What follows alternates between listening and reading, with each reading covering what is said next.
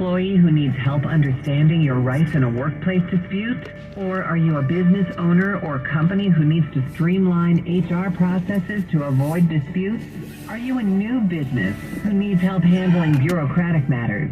And if you're confronting difficult end-of-life issues, you deserve a compassionate guide. Denise Eaton May is a Hayward-based lawyer who over 3 decades has helped employers, employees, businesses, and families dealing with estate issues. She's knowledgeable, discreet, and experienced. For a confidential consultation, call 510-244-3307 or visit demlegaleagle.com. That's 510-244-3307 or demlegaleagle.com for a confidential consultation with Denise Eaton May, protecting your workplace and your business. If you have ever thought about remodeling your bathroom but were worried it would take too long or cost too much, then stop worrying. Right now, Jacuzzi Bath Remodel has designed a collection of high-quality custom products and perfected the one-day remodeling experience so you can enjoy your new bathroom faster than ever before. It's a worry-free bath remodel from the most trusted brand name in the business, Jacuzzi. A jacuzzi bath system fits in your existing tub space. It's a no-mess installation with an amazing style selection, factory-certified installers, and a limited lifetime warranty. Call 800-826-9895. That's 800-826-9895 right now and get 50% off installations with no interest and no payments for 12 months. Replace that old bathtub today with a walk-in shower for a safer bathing experience. If you have lived in your home for over 15 years, it's time to remodel your bathroom. For a virtual or in-home appointment, call 800-826-9895. That's 800-826-9895. Hi, I'm Jenna Ushkowitz. Animals protect, comfort, and give us their love. It's time we repaid the favor. American Humane encourages everyone to do 4 simple things. Adopt from a local rescue group or shelter, help animals in disasters by becoming an American volunteer, choose only humanely raised foods, and help endangered creatures by supporting American Humane certified institutions. Visit AmericanHumane.org to learn more. Veterans, whatever you're going through, don't wait. Reach out. Find resources at va.gov/reach. That's va.gov/reach. Brought to you by the United States Department of Veterans Affairs.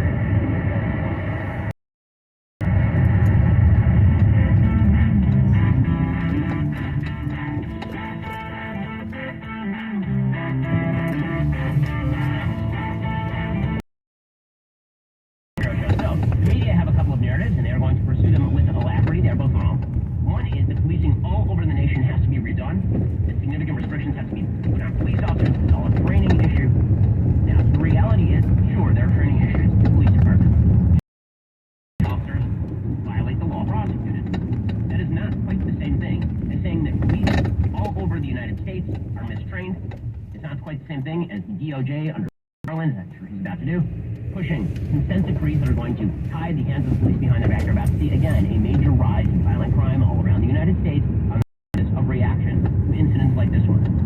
That's narrative number 1. The police are bad at their job. These are the real threats. These are who should really fear the cops. I will repeat again. The cops in this case should be prosecuted. They violated the law. Also, this incident stops before it begins. If Tyree Nichols surrenders to the police and puts his hands behind his back and does not run away. These 2 things can be true all at once. Okay, that's narrative number 1. That's going to have real damaging effects in the city of Memphis. Then there's narrative number 2, the broad national narrative. Broad national narrative, this has something to do with white people. About white supremacy. Now, you look at this and on its face, that's absurd. How exactly are 5 black police officers who punched a kid, guy, who's black, and then the guy died, how exactly is that a white supremacy issue? And yet, this is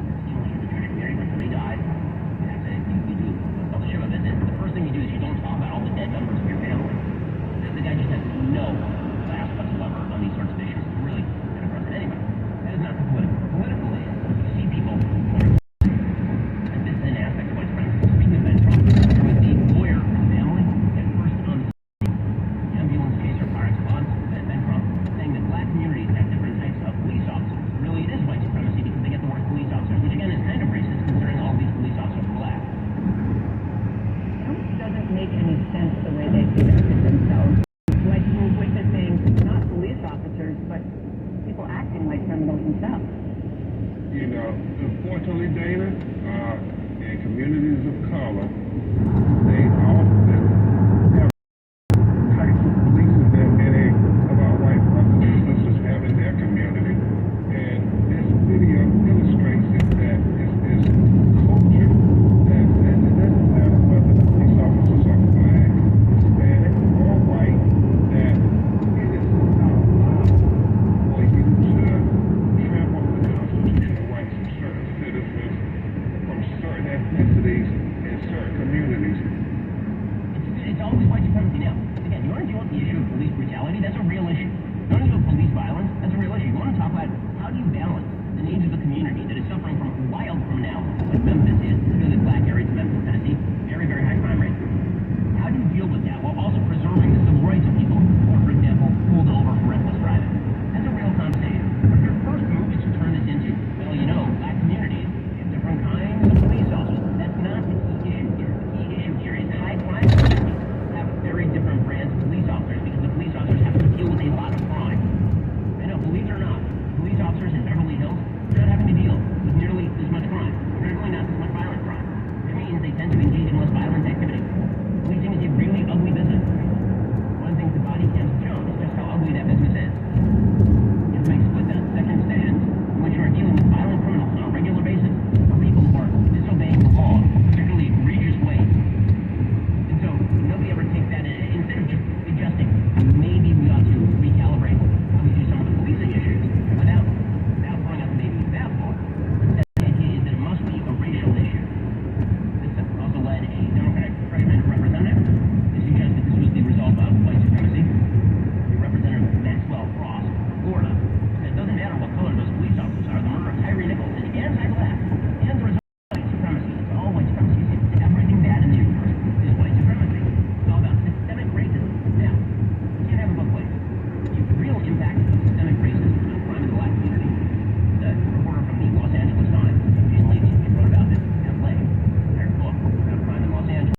One of the things she talked about was the fact that in the aftermath of the end of the Civil War, one of the things that was white supremacy is the refusal to put police officers in black communities. Because a lot of white communities were like, oh, who cares? They're just black people killing each other. That was actual white supremacy, actual racism saying we should not have police officers in these communities. Now when you have these communities begging for more police, and the police are put in there, and then the police do something wrong, that too is white supremacy. Everything is white supremacy, which is why you have a piece in the Washington Post titled, Black Memphis Police Start Dialogue on Systemic Racism in the United States. I'm sorry, no. You are sparking the dialogue. One of my favorite brands of journalism is where you create a headline and then you say, well, people are saying. Like, well, systemic racism, not me who's saying it. The conversation has been sparked. But I'm just saying, it's out there. Quote, for the mother of Tyree Nichols, the fact that 5 Memphis police officers charged with beating her son are also black has compounded her sorrow as she tries to cope with his violence at the time. It makes it even harder to swallow. Roe Vaughn Wells said in an interview last week because they're black, and they know what we have to go through.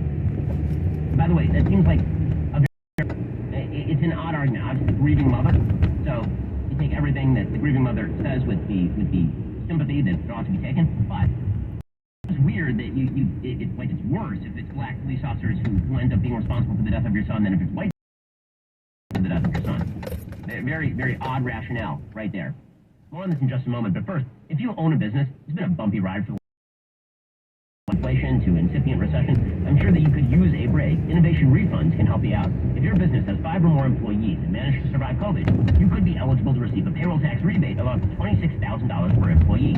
Not alone, there's no payback. It is a refund on your taxes. The challenge is, how do you get your hands on it? How do you cut through the red tape? Get your business the refund money? Well, you head on over to getrefunds.com. Their team of tax attorneys are highly trained in this little-known payroll tax refund program. They've already returned $1 million to businesses. They can help you too. They do all the work, no charge up front. Simply share a percentage of the cash they get for you.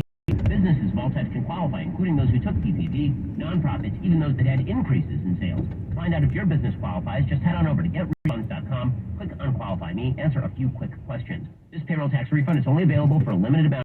You need to get started right now. Don't miss out. Head on over to getrefunds.com. That's getrefunds.com, GETREFUNDS.com, getrefunds.com to start saving money today. The rate of officers, that's the Washington Post, charged in the Nichols killing, as promised. prompted a complex grappling among black activists and advocates for police reform about the pervasiveness What of is institutional going racism. on? This is the fun of the term institutional racism. What the heck is Institutional racism suggests that the entire institution is racist. Now, you don't have to point to any policy. You don't have to point to any sort of actual law that's racist. You just say the institution is racist, and therefore a person who is of the same race as the suspect is also a member of the white supremacist Ku Klux Klan that's out there killing black people. The widely viewed videos of Nichols' beating provided fodder for right-wing media ecosystems that routinely blame black America's maladies on black America. It's fodder, you see. It's fodder. See, when the narrative does not meet with what the left wants it to meet with, then it's the right is pouncing again. So much pouncing. So when the right says, it doesn't look like white supremacy to me, the left goes, that's pouncing narrative. How could you provide it fodder? Well, maybe the problem is, for you, that this particular incident did not provide fodder for your narrative, and so you still have to keep cramming that elephant-sized issue to a thimble. It doesn't fit. It doesn't work, but they're not going to stop. The Memphis Police Department, which has nearly 2,000 officers, is 58% black, the result of a decades-long effort to field a police force that resembles the city's 64% black population. About police brutality cases, Memphis Police Chief Sarah Davis, who is black, and other officials acted swiftly in firing, arresting, and charging Memphis police officers. In other words, the system failed when it came to Tyree Nichols, but the system actually worked when it came to prosecuting the police officers who violated the law. Diversifying law enforcement is certainly not going to solve this problem, said Samuel Sinyangwe, the president of Mapping Police Violence. And then this entire article is talking about how terrible it is that the right is pointing out that this actually has nothing to do with race. Of course, it is a racial issue, according to the left, because everything is a racial issue, according to the left. Janelle Austin, who runs the George Floyd Global Memorial in Minnesota, she said, "This is what I fear. What's going to happen in Memphis is what happened in Minneapolis. When Derek Chauvin and other officers were charged, the narrative turned the issue of the police department to an individual issue. That was a PR strategy. What we've been screaming from our lungs for years is that the system and the culture of policing trains people's minds, regardless of the color of their skin, to behave in a certain way.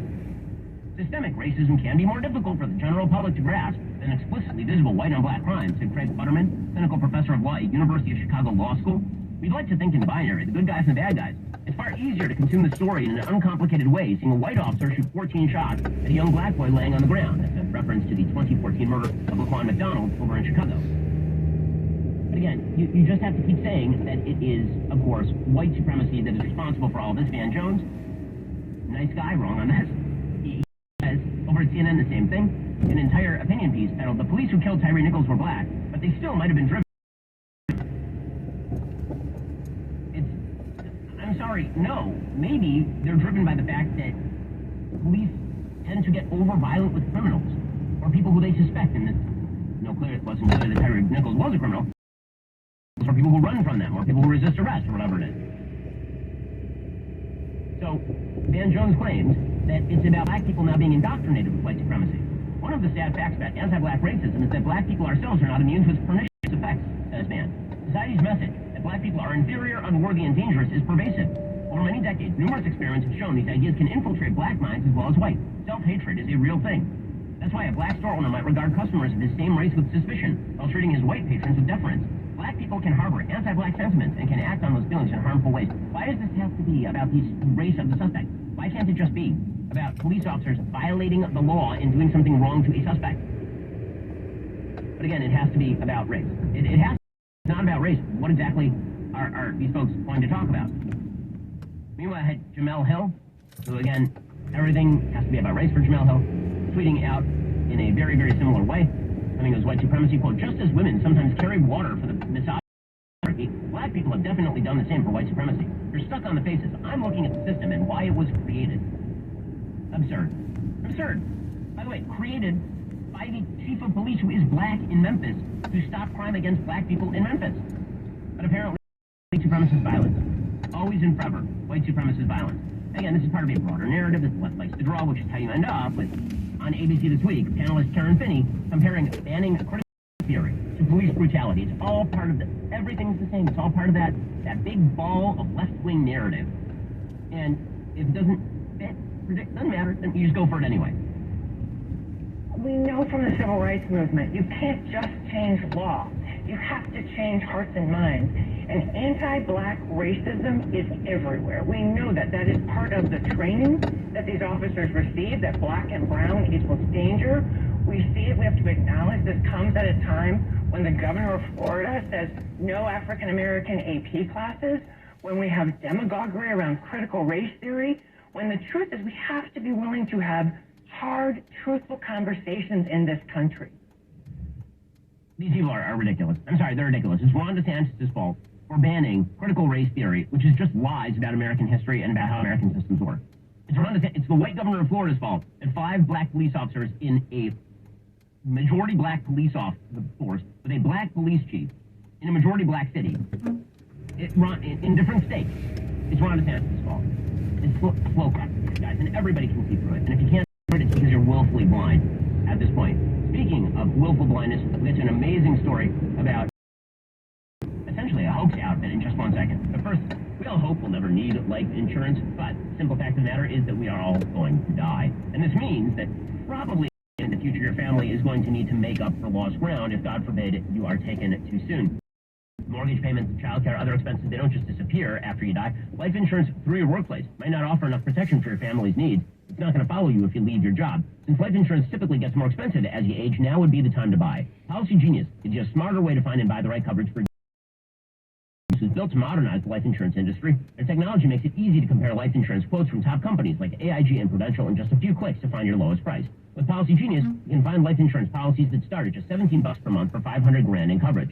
And Policy Genius has licensed agents who can help you find out for coverage in as little as a week and avoid those unnecessary medical exams. You're not incentivized to recommend one insurer over another, so you can trust their guidance. There are no added fees. Your personal information is private. I've got life insurance. You should have life insurance as well. It's a responsible thing to do. Head on over to Policy Genius insurance quotes. See how much you could save. Your loved ones deserve a financial safety net, and you deserve a smarter way to find and buy it. That's PolicyGenius.com. Already coming up, institutional trust is at an all-time low.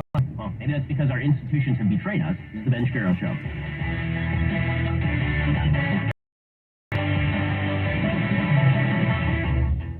Do you own land? It's different to sell land than a home. But here's Sandy Jameson, the Jameson team with Toscana Properties. They're experts in selling land, too. Like Dave had this piece of land in San County. Owned it for 30 years. The market has changed so much, land can be tough to sell, but the Jameson team had the solution. With their auction program, they were able to generate multiple bidders and sold the property at a great price in less than 30 days.